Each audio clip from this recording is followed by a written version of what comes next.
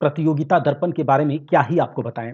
प्रतियोगिता दर्पण सालों से प्रतियोगियों के लिए एक ख़ास मैगज़ीन रहा है। अब इस बुक को किस प्रकार से पढ़ें, कौन-कौन से टॉपिक इसके इम्पोर्टेंट होते हैं, क्या छोड़ें, क्या नहीं? इस उधेड़-बुन में जो बच्चे हैं, जो एस्पायरेंट हैं, वो प्रतियोगिता दर्पण छोड़ कर के जाते हैं और यह सबसे बड़ी गलती होती है। दोस्तों, इसमें केवल करंट अफ़ेयर्स ही नहीं, साथ के साथ जो जनरल स्टडीज़ के टॉपिक भी रिवाइज़ हो जाते हैं। पूरा एक कंप्लीट पैकेज है एक प्रतियोगिता दर्पण मैगज़ीन। अब प्रतियोगिता दर्पण हर एक मंथ का जो मैगज़ीन आएगा उसे बहुत कम शब्दों में बहुत अच्छे से जो इसके इम्पोर्टेंट इन्फॉर्मेशन है, इम्पोर्टेंट फैक्ट निकल कर के आएँगे, सबको यहाँ पर कवर कर लिया जाएगा। केवल आपको ध्यान से इसको सुनना है और इसके बाद क्या करना है, आपको पीडीएफ को डाउनलोड करके एक बार केवल उसे देख लेना है।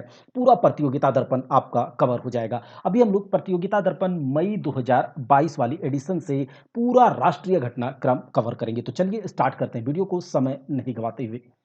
अब प्रतियोगिता दर्पण की जो भी हर एक मंथ की मैगज़ीन आएगी, उसको यहाँ पर अच्छे से कवर करा दिया जाएगा। केवल आपको ध्यान से सुनना है। यह मई 2022 वाली एडिशन है और इससे आज हम लोग राष्ट्रीय घटनाक्रम को देखेंगे। दोस्तों, इसके बाद जो है जैसे-जैसे चैप्टर्स इसके आएँगे, एक-एक वीडियो में उसे कवर करा दिया जाएगा।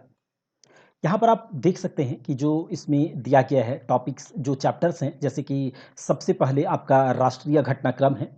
राष्ट्रीय घटनाक्रम के बाद आपको यहाँ दिखेगा अंतर्राष्ट्रीय घटनाक्रम, फिर आपको इकोनॉमिक्स से रिलेटेड वाणिज्य आर्थिक परिदृश्य देखने को मिलेगा। फिर आपको नवीनतम सामान्य ज्ञान जो कि जीएस के भी कुछ पोर्शन यहाँ पर देखने को मिल जाते हैं, बहुत अच्छे से कंपाइल करके दिया जाता है, उसको भी हम लोग रिवाइज़ कर लेंगे। आगे देखिए खेल-कूद है, रोज़गार समाचार है, तो बहुत कुछ इसमें दिया गया एक कंप्लीट पैकेज है। इसको अगर अच्छे से रिवाइज़ कर लिया जाए, तो सब महीने में जो 1 मंथ में आता है और महीने में 2 या 3 बार अगर आप इसे रिवाइज़ कर लेते हैं, तो आप एक बहुत ही अच्छे प्रबल दावेदार होंगे किसी भी कॉम्पिटिटिव एग्ज़ाम्स के लिए। अब देखिए यहाँ पर जैसे कि दिया जाता है प्रतियोगिता दर्पण में मन और मस्तिष्क पर नियंत्रण करने का अभ्यास कीजिए। तो हर एक एडिशन में आपको कुछ न कुछ अच्छी बातें सीखने को यहाँ से मिलेगी। जैसे controlling mind is not a one days job. ये स्वामी विवेकानंद जी ने कहा है controlling mind is not a one day job, but it needs a regular and systematic practice. It comes under control when there is a feeling of oneness with God. तो आप इसे समझ सकते हैं, इस प्रकार से यहाँ पढ़ भी सकते हैं इसके पीडीएफ को डाउनलोड करके, अगर आपको लगे कि अगर ये हमारे लिए है।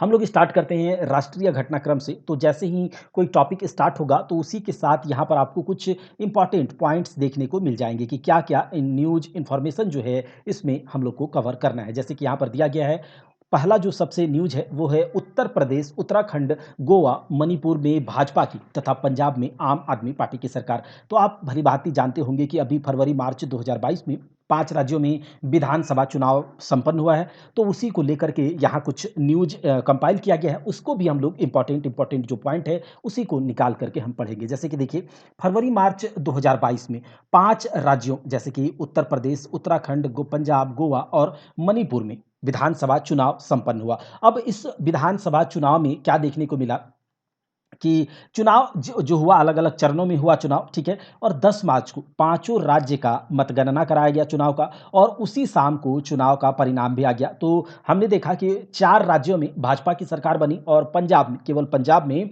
कांग्रेस को पटकनी देकर के आम आदमी पार्टी की सरकार बनी है। तो ये सब हम लोगों ने देखा और यह भी यहाँ पर निकल कर के आया कि उत्तर प्रदेश, उत्तराखंड, गोवा और मणिपुर में जो भाजपा की सरकार बनी, इससे पहले भाजपा की सरकार थी और जो मुख्यमंत्री पहले से थे, वही दूसरे कार्यकाल में शपथ ग्रहण भी किए हैं, तो ये सब बात है। अब हम लोग देख लेते हैं उत्तर प्रदेश के बारे में।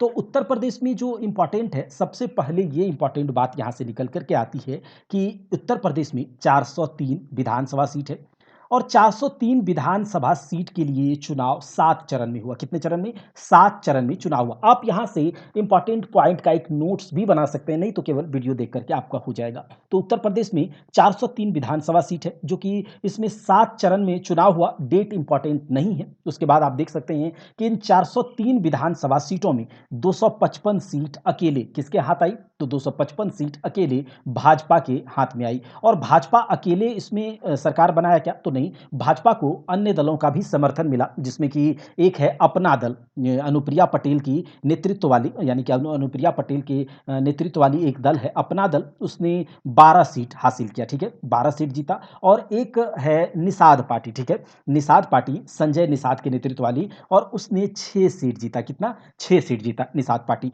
तो टोटल कितना हो गया, 255 बीजेपी का अकेले, और 12 और 6, तो टोटल मिला करके बीजेपी अलायंस जो गठबंधन है 273 सीट ला करके सरकार बनाई। और इन विधायकों का, सारे विधायकों का समर्थन किसके फेवर में गया, तो हम लोग जानते हैं योगी आदित्यनाथ बाबा जी के।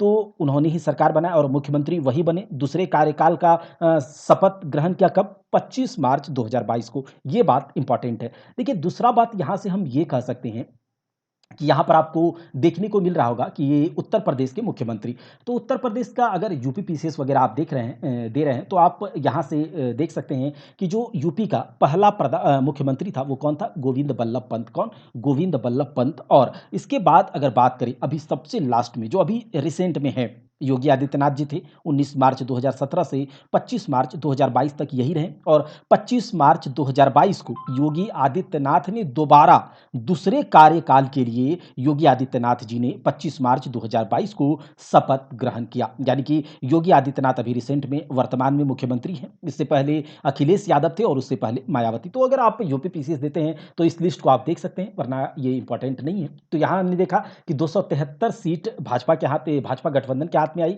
और दूसरी सबसे बड़ी पार्टी, देखिए भाजपा जो है 403 में से 255 सीट अकेले भाजपा के पास।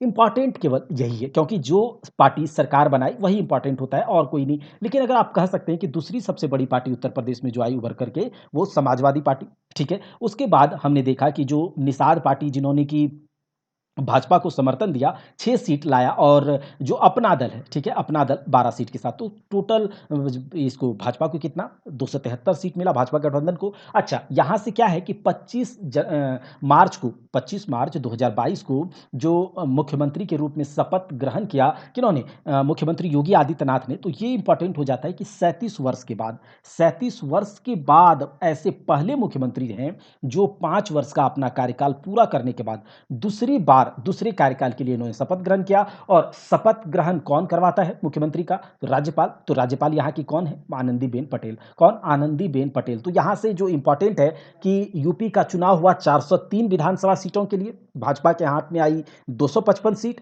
राज्यपाल का नाम है यूपी का आनंदीबेन पटेल, मुख्यमंत्री अभी कौन, योगी आदित्यनाथ जी। यही इंपॉर्टेंट है, उससे ज्यादा इंपॉर्टेंट नहीं है। अब आगे हम लोग देख लेते हैं उत्तराखंड के बारे में।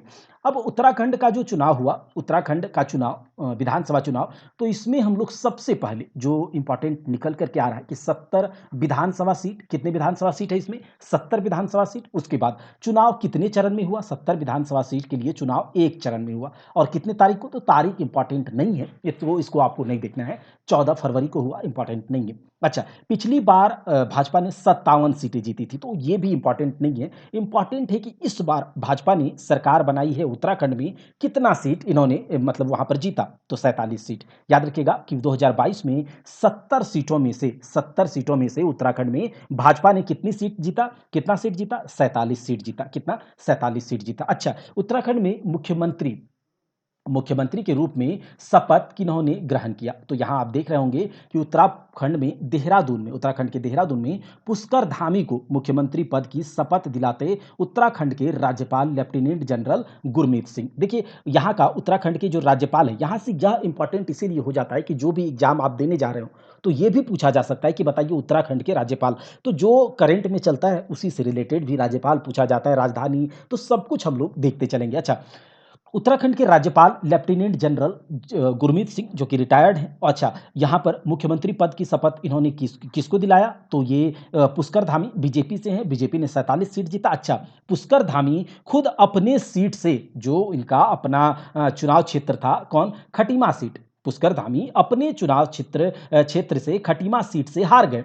लेकिन इसके बावजूद पुष्कर धामी के ऊपर बीजेपी ने विश्वास जताया और उसी को मुख्यमंत्री का चेहरा बताया। तो 46 वर्षीय श्री धामी लगातार दूसरी बार उत्तराखंड के मुख्यमंत्री बने और मुख्यमंत्री बने रहने के लिए उन्हें 6 माह में, मतलब अगर उसने अपने सीट नहीं जीता है तो 6 माह के अंदर विधानसभा का सदस्य इन्हें निर्वाचित होना होगा। तो ये हम लोगों ने देखा। अब देखिए गोवा के बारे में, तीसरा राज्य गोवा। गोवा में कितना सीट है विधानसभा का? सबसे पहले 40 सीट है, ठीक है? 40 सीट। अच्छा, जो विधानसभा सीटों की मिनिमम संख्या कितनी होनी चाहिए? 60 होनी चाहिए, उससे कम है तो ये एक्सेप्शन में आता है। और कितने एक्सेप्शन स्टेट हैं आपको बताना है। देखिए गोवा में 40 सीटों के लिए मतदान एक चरण में हुआ। कितना चरण में? एक चरण में। हमने अभी तक क्या देखा है? हमने देखा कि उत्तराखंड में एक चरण में चुनाव हुआ, वहीं पर यूपी में 7 चरणों में चुनाव हुआ, गोवा में भी 1 चरण में चुनाव हुआ। डेट मायने नहीं रखता है। अब देखिए जो गोवा में जो चुनाव हुआ, 1 चरण में चुनाव हुआ, 40, तो 40 सीटों में से गोवा में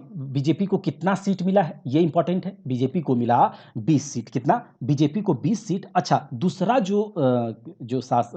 दल है, जो सबसे बड़ा दल, वो कांग्रेस है। इंपॉर्टेंट नहीं है, बस आपको ये याद रखना है। सरकार बनाया भारतीय जनता पार्टी ने और भारतीय जनता पार्टी को 20 सीट मिला है, ठीक है? 20 सीट मिला। अच्छा, जो ये भारतीय जनता पार्टी को 20 सीट मिला, तो मुख्यमंत्री के पद के रूप में शपथ किन्होंने लिया? तो ये हैं आपके प्रमोद सावंत जी।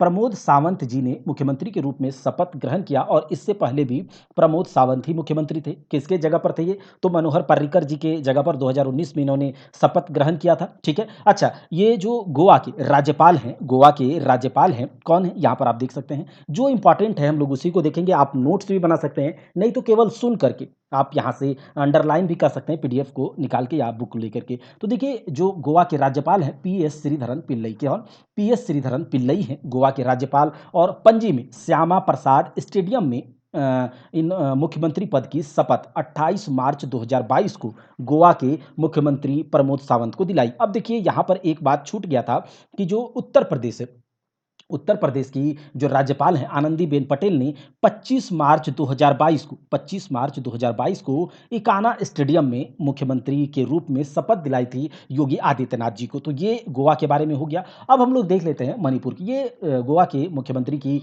लिस्ट है, इंपॉर्टेंट नहीं है, ठीक है? ये नहीं पूछा जाएगा एग्जामिनेशन में। अब यहाँ से देख लेते हैं। अभी प्रमोद सावंत है, प्रमोद सावंत पहले भी थे और इससे पहले मनोहर पर्रिकर जी थे। उनका देहांत हो गया था, इसीलिए उनके जगह पर प्रमोद सावंत जी आए थे।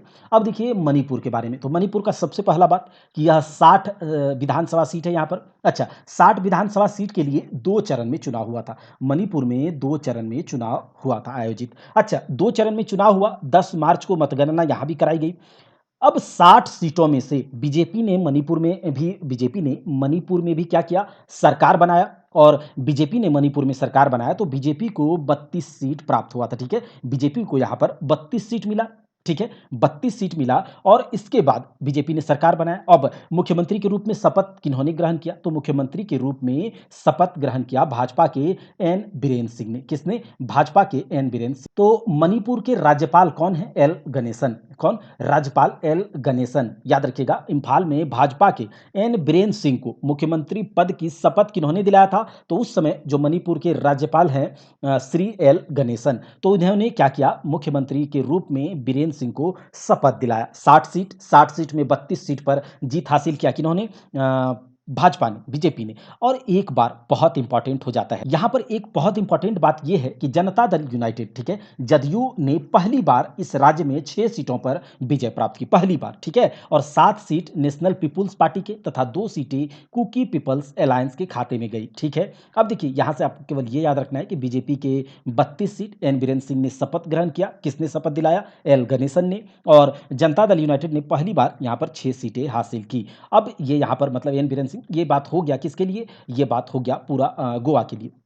अभी हमने देखा मणिपुर के लिए, ठीक। अब हम लोग देख लेते हैं पंजाब के बारे में, इंपॉर्टेंट है, ठीक है? तो पंजाब में 117 विधानसभा सीट है। सबसे इंपॉर्टेंट ये है कि पंजाब में 117 विधानसभा सीट और 117 विधानसभा सीटों के लिए चुनाव जो है मतदान एक चरण में करवाया गया। ये इंपॉर्टेंट है, एक चरण में मतदान हुआ, ठीक है? उसके बाद यहाँ पर 117 सीटों में आम आदमी पार्टी ने यहाँ पर सरकार बनाया है, ये इंपॉर्टेंट है। तो आम आदमी पार्टी ने सरकार बनाया तो ये किसने कितना सीट जीता? आम आदमी पार्टी ने 92 सीट जीता और आम आदमी पार्टी के उम्मीदवार भगवंत मान ने भगवंत मान ने, याद रखिएगा, अभी मुख्यमंत्री कौन है पंजाब का? तो भगवंत मान है, आप यहाँ पर देख सकते हैं। तो भगवंत मान आम आदमी पार्टी के उम्मीदवार, इसने 16 मार्च 2022 को मुख्यमंत्री के रूप में शपथ लिया। 16 मार्च 2022 को मुख्यमंत्री के रूप में शपथ लिया। और आम आदमी पार्टी के भगवंत मान को शपथ किसने दिलाया? तो पंजाब के राज्यपाल ने दिलाया होगा, जो कि बनवारी लाल पुरोहित हैं। कौन? बनवारी लाल पुरोहित। ये यहाँ से हो गया पूरा पंजाब के बारे में। यहाँ से अब कुछ नहीं, इंपॉर्टेंट ये इतना ही है, ठीक है। यहाँ पर आप देख रहे होंगे कि शपथ ग्रहण करने पूर्व राज्यपाल श्री बनवारी लाल पुरोहित को पत्र सौंपते भगवंत सिंह मान। ये बनवारी लाल पुरोहित जो राज्यपाल थे, उन्होंने ही इन्हें शपथ ग्रहण कराया। तो ये बात हो गया। अब हम लोग आगे देख लेते हैं, ठीक है, कि देखिए राज्यसभा की 13 सीटों के लिए, राज्यसभा की 13 सीटों के लिए द्विवार्षिक चुनाव संपन्न। देखिए, आप जानते होंगे कि जो राज्यसभा है, उसमें जो राज्यसभा के सदस्यों का कार्यकाल 6 साल का होता है। और हर 2 साल पे 1/3 जो सदस्य हैं, वो सेवानिवृत्त रिटायर्ड हो जाते हैं। तो स्थान जो 1/3 स्थान जो खाली होता है हर 2 साल पर, तो उसके लिए चुनाव कराए जाते हैं। तो अभी अप्रैल 2022 में 13 राज्यों से 13 सीटों 13 सीटों के लिए स्थान रिक्त हुआ था, वैकेंट हुआ था। तो उसके लिए चुनाव कराया गया। उस 13 सीट में, याद रखिएगा, उस 13 सीट में 5 सीट भाजपा को मिला और 5 सीट आपको, यानी कि आम आदमी पार्टी को। इसके बारे में थोड़ा सा देख लेते हैं, जो इंपॉर्टेंट है, यहां से ध्यान से सुनिएगा। अब देखिए, राज्यसभा की 13 सीटें अप्रैल 2022 में रिक्त हो गई, वैकेंट हो गया। अब इसमें क्या हुआ कि 5 सीट पंजाब जीत गया अकेले। और ये जो 13 सीटों में 5 सीट पंजाब से था, 3 सीट केरल से, 2 सीट असम से और एक सीट था हिमाचल प्रदेश, त्रिपुरा और नागालैंड से खाली था। अब इसको भरा जाना था। तो 5 सीट जो पंजाब से खाली था, उसमें पूरे के पूरे 5 सीटों पर किसका कब्जा हो गया? आम आदमी पार्टी का। ये देखिए, पंजाब पर तो भाई पूरा कब्जा आम आदमी पार्टी का ही हो रहा है। उसके बाद जो भाजपा है, उसने भी 5 सीट जीता है। उसने 5 सीट जीता। तो भाजपा ने 5 सीट कहां से जीता? तो हिमाचल प्रदेश और नागालैंड से। देखिए, यहां से सब कुछ नहीं पढ़ना, जितना यहाँ पर कराया जा रहा है उतना ही पढ़ना है। तो हिमाचल प्रदेश और नागालैंड से भाजपा ने एक सीट जीत लिया, ठीक है। एक सीट हिमाचल प्रदेश नागालैंड से, तो भाजपा का 2 सीट हो गया। अब इसको और 3 सीट जीतना है। तो केरल का 3 सीट में से 1 सीट भाजपा ने जीता। असम का 2 सीट का 2 सीट जीत गया। केरल के 3 सीट में 1 सीट भाजपा ने जीता और असम के 2 सीट इसने जीत लिया। तो टोटल भाजपा ने 5 सीट जीता, 2 सीट हिमाचल प्रदेश नागालैंड से, 1 सीट केरल का 3 सीट में 1 सीट जीता और असम का 2 सीट जीता। तो भाजपा ने 5 सीट जीता। अब यहाँ पर ध्यान देने वाला बात यह है कि भाजपा का इसी जीत के साथ भाजपा के सदस्यों का राज्यसभा में सीटों की संख्या 100 से अधिक हो गई, मतलब 100 से अधिक हो गई। और कांग्रेस के राज्यसभा में सदस्यों की संख्या 33 से घटकर 29 हो गई। 1990 के बाद ऐसा पहली बार हुआ है जब उच्च सदन, यानी कि राज्यसभा को उच्च सदन कहा जाता है, अपर हाउस, तो उच्च सदन में किसी पार्टी की सीटों की संख्या 100 से अधिक हुई है। अब आने वाले दिन में क्या होगा कि ये राज्यसभा जो सदस्य हैं, उसके और भी सांसदों का कार्यकाल पूरा होने जा रहा है। तो उसके लिए भी क्या होगा? चुनाव होगा। तो 75 सदस्यों का कार्यकाल इस वर्ष 2022 के दौरान पूरा हो जाएगा, जिसमें कि 13 सदस्यों का चुनाव हो चुका है, ठीक है, जिसमें 5 सीट आप आम आदमी पार्टी ने जीता और 5 सीट बीजेपी ने। अब ये जो चुनाव है 31 मार्च 2022 को कराया गया है, ठीक है। उसके बाद देखिए, इसके बाद जो आएगा चुनाव, जिसमें कि 20 सदस्यों का कार्यकाल जून में पूरा हो जाएगा, 33 का जुलाई में। तो ये कुछ इंपॉर्टेंट नहीं है ये। और ये 75 सदस्यों का चुनाव इसी साल 2022 में होगा। अब आगे हम लोग देख लेते हैं कि क्या है। देखिए, 2022 के लिए, साल 2022 के लिए बीसीसीआई ने 27 पुरुष क्रिकेटर तथा 17 महिला क्रिकेटर के साथ एक कॉन्ट्रैक्ट साइन किया है। और उस कॉन्ट्रैक्ट में उसे कैटेगरी वाइज बांटा है, जिसमें कि 27 पुरुष क्रिकेटरों को जो कैटेगरी वाइज बांटा है। तो पुरुष क्रिकेटरों में इन्होंने कैटेगरी दिया है A+ category, A category, B category और सी कैटेगरी। और महिला क्रिकेटरों के लिए 17 महिला क्रिकेटरों को जो कॉन्ट्रैक्ट साइन किया गया, उसके लिए जो कैटेगरी दिया गया A B C। अब ये देख लेते हैं पुरुष और महिला का क्या है। तो जो A+ कैटेगरी के खिलाड़ी होते हैं, उन्हें सालाना 7 करोड़ रुपए दिए जाते हैं। A+ श्रेणी के जो खिलाड़ी होते हैं पुरुष क्रिकेटर में, उन्हें सालाना 7 करोड़ दिए जाते हैं। ए कैटेगरी के खिलाड़ी को कितने दिया जाते हैं? सालाना 5-5 करोड़। बी कैटेगरी के खिलाड़ी को सालाना 3 करोड़ और सी कैटेगरी के खिलाड़ी को सालाना 1 करोड़ दिया जाता है। तो इंपॉर्टेंट यहाँ पर क्या है वो हम लोग देख लेते हैं। इंपॉर्टेंट यहाँ पर ये है, 1 मिनट इसको थोड़ा-सा इरेज कर लेते हैं, ठीक है? तो इंपॉर्टेंट यहाँ पर ये बात है, 1 मिनट, हाँ, ठीक है। इम्पोर्टेंट यहाँ पर ये है कि ए प्लस कैटेगरी में कौन-कौन से खिलाड़ी हैं? विराट कोहली, रोहित शर्मा, जसप्रीत बुमराह। तो 3 साल से लगातार 3 बार से 2019, 2020, 2021 के लिए लगातार 3 बार से ए प्लस कैटेगरी में यही 3 खिलाड़ी हैं। तो ये याद रखना है विराट कोहली, रोहित शर्मा, जसप्रीत बुमराह। अब ए श्रेणी में जिसे 5-5 करोड़ दिए जाते हैं तो इसमें 5 खिलाड़ियों का चयन हुआ है मतलब कॉन्ट्रैक्ट इस पर साइन किए हैं। वहीं पर बी कैटेगरी में 7 खिलाड़ियों को और सी कैटेगरी में 12 खिलाड़ियों को। ये नाम इम्पोर्टेंट नहीं है, अगर आप पीडीएफ से देखना चाहें तो आप देख सकते हैं, ठीक है? अब देखिए महिला क्रिकेटरों में जो कि ए कैटेगरी में 50 लाख दिए जाते हैं, बी कैटेगरी में 30 लाख और सी कैटेगरी के लिए दिया जाता है 10 लाख रुपया, ठीक है? तो इसमें ए कैटेगरी चूँकि 17 क्रिकेटरों के साथ कॉन्ट्रैक्ट साइन किया है, महिला क्रिकेटरों के साथ, तो ए कैटेगरी में 5, बी कैटेगरी में 5 और सी कैटेगरी में 7 महिला क्रिकेटरों को कॉन्ट्रैक्ट साइन करवाया गया है। तो यहाँ पर आप नाम देख सकते हैं, नाम इम्पोर्टेंट इसीलिए हो जाता है, कभी-कभी पूछ लिया जाता है कि यह खिलाड़ी किस खेल से संबंधित है, तो ये इम्पोर्टेंट था। अब हम लोग देख लेते हैं असम और मेघालय के बीच। देखिए,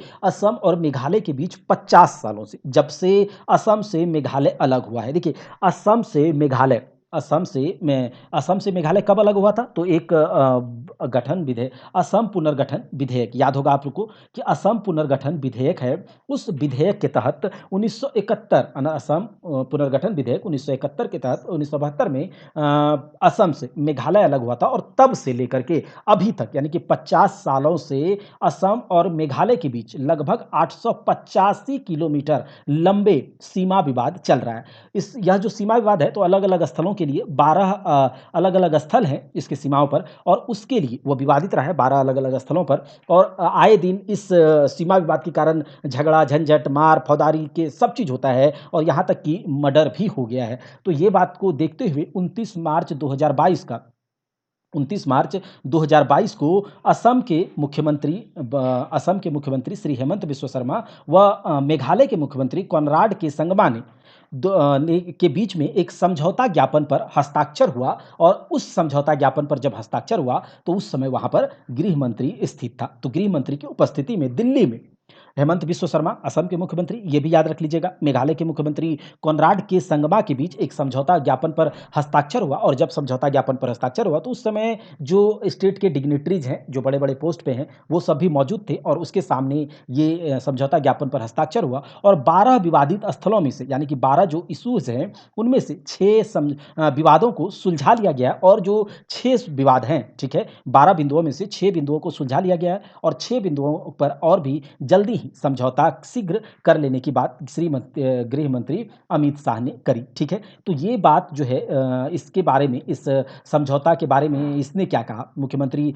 हेमंत बिस्वा शर्मा ने कहा कि 29 मार्च 2022 का दिन ऐतिहासिक दिन है। किसके लिए? असम और मेघालय दोनों के लिए। तो याद रखिएगा कि असम और मेघालय के बीच लगभग 50 सालों से जो सीमा विवाद 885 किलोमीटर का जो लंबा सीमा विवाद 12 स्थलों पर चल रहा था, उसमें से 6 स्थलों का समझौता हो गया है। आगे 6 स्थलों पर बात चल रहा है, वो भी जल्दी सुलझा लिया जाएगा। तो ये देखिए कि दोनों राज्यों के बीच 885 884 है किलोमीटर की सीमा लगती है और सीमा के मामले विवाद की स्थिति लगभग 50 वर्षों से बनी हुई है, जब 1972 में मेघालय को असम से अलग किया गया था। सीमा विवाद के चलते कई बार हिंसक घटनाएँ जो कि हमने बात कर लिया।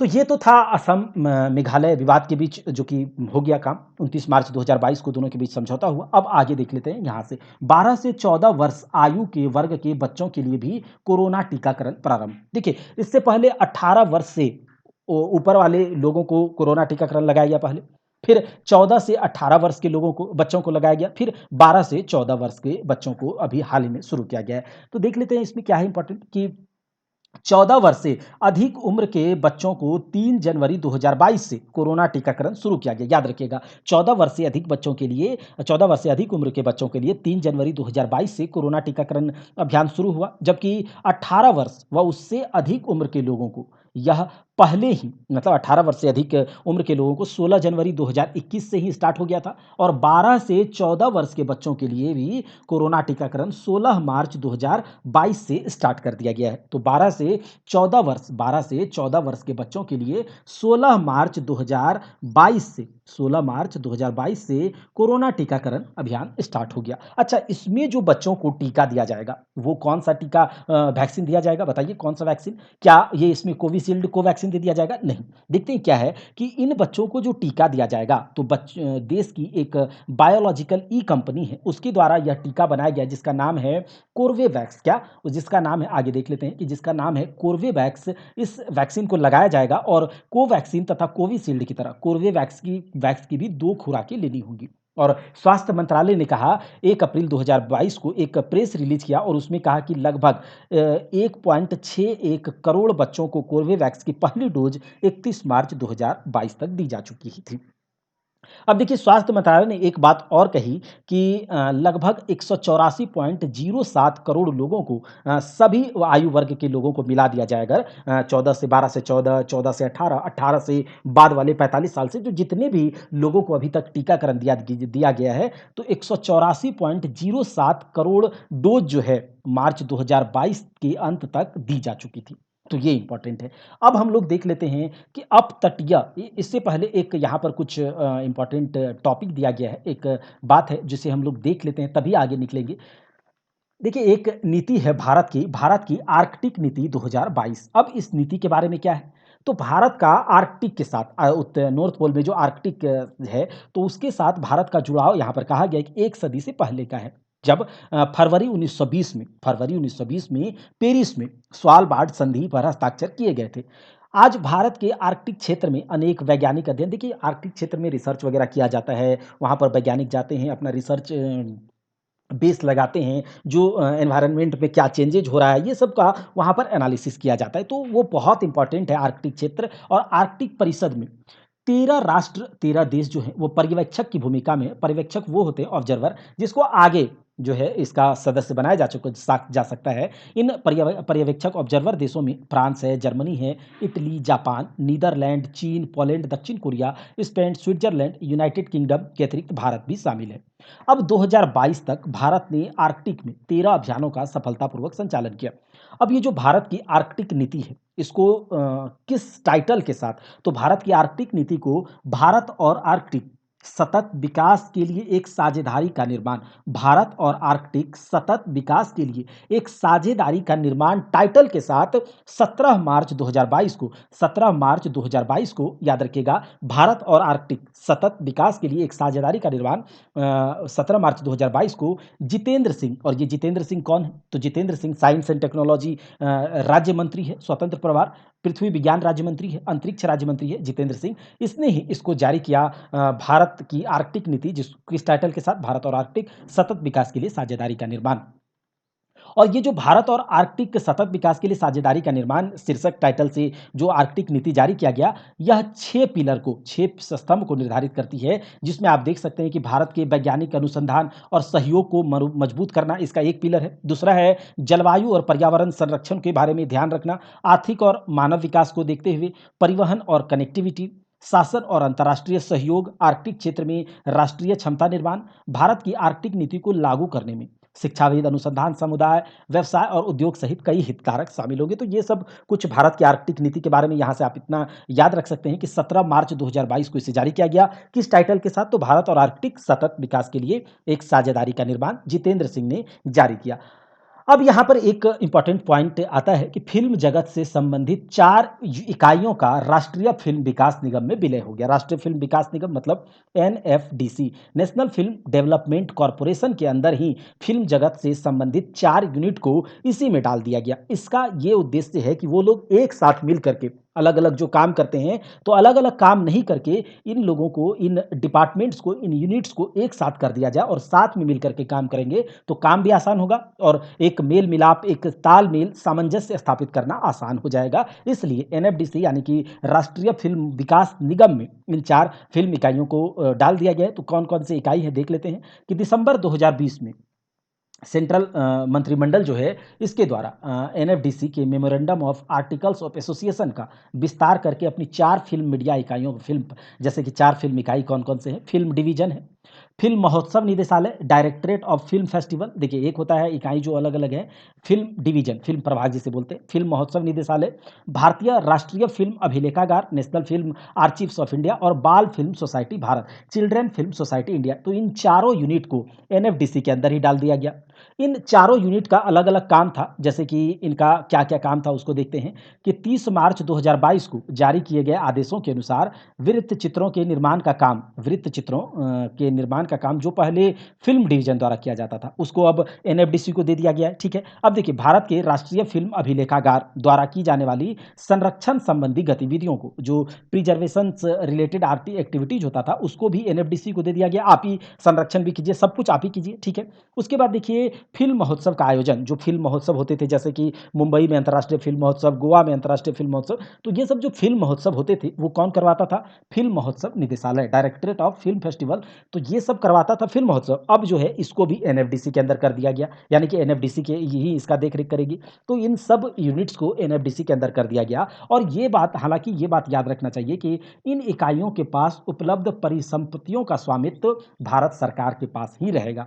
तो याद रहेगा कि एनएफडीसी के अंदर 4 film unit, film division, directorate of film festival, national film archives of India और चिल्ड्रन फ़िल्म सोसाइटी इंडिया को क्या किया गया? एक कर दिया गया है। अब हम लोग यहाँ से जो छोड़ कर के गए थे उसको देखते हैं कि अपतटीय गश्ती पोत आईजीएस सक्षम आईसीजीएस कहते हैं सक्षम तटरक्षक बल में शामिल। देखिए अपतटीय गश्ती पोत आईजीएस आईसीजीएस सक्षम तटरक्षक बल में शामिल। देखिए भारतीय तटरक्षक बल आईसीजी यानी कि इंडियन कोस्ट गार्ड की अपतटीय गश्ती क्षमता में वृद्धि हो गई कब? जब मार्च 2022 में स्वदेश निर्मित अपतटीय गश्ती पोत आईसीजीएस यानी कि इंडियन कोस्ट गार्ड शिप जो है सक्षम, याद रखिएगा सक्षम को ऑफिशियली भारतीय तटरक्षक बल में शामिल कर दिया गया कब? 17 मार्च 2022 को। किसके द्वारा? तो रक्षा सचिव अभी कौन है? अजय कुमार। ये भी इंपॉर्टेंट हो जाता है। ऐसे ये इन करंट में इसलिए पूछा जा सकता है कि रक्षा सचिव अजय कुमार के द्वारा आईसीजीएस सक्षम तटरक्षक बल में शामिल कर दिया गया कब? 17 मार्च 2022 को। अब देखिए ये जो तटरक्षक शिप है वो गोवा शिप यार्ड लिमिटेड द्वारा निर्मित है। गोवा शिप यार्ड लिमिटेड द्वारा बनाया गया है और 105 एम क्लास का यह पांचवा और अंतिम गश्ती पोत है। पांचवा अंतिम मतलब इसके पहले 4 गश्ती पोत को 4 पेट्रोलिंग शिप जो है इंडियन कोस्ट गार्ड में शामिल हो चुका है और वो किसके द्वारा बनाया गया? गोवा शिप यार्ड लिमिटेड के द्वारा ही बनाया गया। तो ये बात इंपॉर्टेंट है। इससे पहले जो है 2017 में अगस्त 2016 में रक्षा मंत्रालय ने गोवा शिपयार्ड लिमिटेड के साथ एक कॉन्ट्रैक्ट साइन किया था कि आपसे हम 5 शिप लेंगे। इनमें से 3 पोत आईसीजीएस सचेत, आईसीजीएस सुजीत, आईसीजीएस सार्थक 2020 में तथा क्या बोलते हैं कि चौथा आईसीजीएस सजग 2021 में और ये वाला आप जो देख रहे हैं आईसीजीएस सक्षम जो है अभी 17 मार्च 2022 को शामिल कर लिया गया। देखिए 2021 में क्षय रोग यानी कि टीबी रोग के मामलों में 19% की वृद्धि के बावजूद देश को 2025 तक क्षय रोग मुक्त बनाने को सरकार प्रतिबद्ध। देखिए 2021 में ऐसा देखा गया कि जो टीबी के मामलों में 2020 की तुलना में भारत में 19% की वृद्धि देखने को मिली। 24 मार्च 2022 को विश्व क्षय रोग दिवस, तो ये भी इंपॉर्टेंट हो जाता है कि टीबी वर्ल्ड ट्यूबरक्लोसिस डे कब मनाया जाता है? विश्व क्षय रोग दिवस कब मनाया जाता है? 24 मार्च को। और इस बार 2022 को जब ये वाला दिवस था विश्व क्षय रोग दिवस, तो इसके अवसर पर इंडिया टीबी रिपोर्ट 2022 में प्रस्तुत आंकड़ों के अनुसार भारत में टीबी के मामलों में बहुत ज़्यादा वृद्धि देखने को मिली, जिसमें कि 2020 में जो टीबी रोगियों की संख्या थी 16,28,261। वहीं पर 2021 में हो गई 19,33,381 और 2021 में ये 19% बढ़ गया। तो इसके बावजूद देखते हैं आगे क्या होता है। देखिए अब यहाँ पर कुछ एक टॉपिक दिया गया है, जैसे कि देखिए एक है हिंद महासागर नौसेना संगोष्ठी की। हिंद महासागर नौसेना संगोष्ठी एक संस्था है, ठीक है, जिसमें कि बहुत सारे देश इसमें शामिल हैं और जो हिंद महासागर है आप जानते हैं हिंद महासागर नीचे ये वाला भारत के नीचे जो हिंद महासागर है, इधर अरब सागर है और इधर बंगाल की खाड़ी है, ये वाला हिंद महासागर वाला जो रीजन है, इसमें जो अलग-अलग देश जो आते हैं, तो वो सब मिल कर के एक संस्था बनी है, हिंद महासागर नौसेना संगोष्ठी। इसका संयुक्त समुद्र अभ्यास का पहला संस्करण आईमैक्स 2022 कब हुआ, इसको देख लेते हैं।